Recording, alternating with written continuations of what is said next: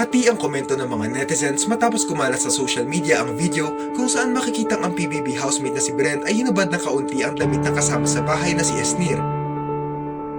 Kuha ang video na ito sa livestream na naturang programa kung saan makikitang parehong nakaupo sila Brent at Esnir sa sofa. Ayon pa sa mga netizens na nakatutok sa nasabing reality show, masama ang pakiramdam ni Brent noong mga oras na iyon. Maya-maya pa ay tinapik ni Brent ang likod ni Esnir at bigla nalang binaba ang strap ng kanyang damit. Hindi nakita ang reaksyon dito ni Esnir pero makikitang inalis niya ang kamay ni Brent at binalik niya sa ayos ang strap ng damit niya.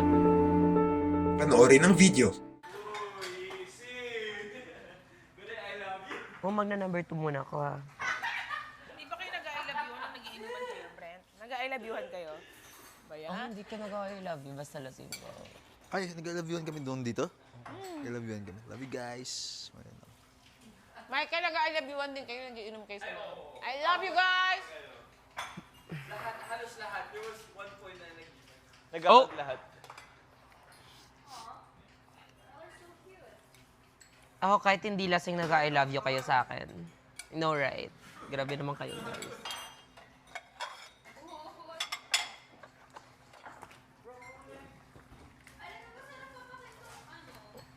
Oh, I think solid yung number 2 ko right now.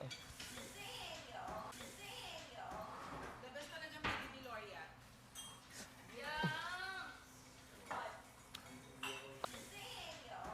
The best talaga Miggy ni Loria.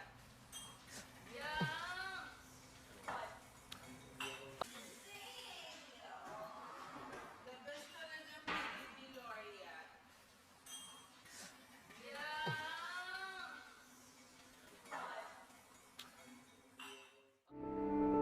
Inulan ito ng samot-saring komento mula sa mga netizens.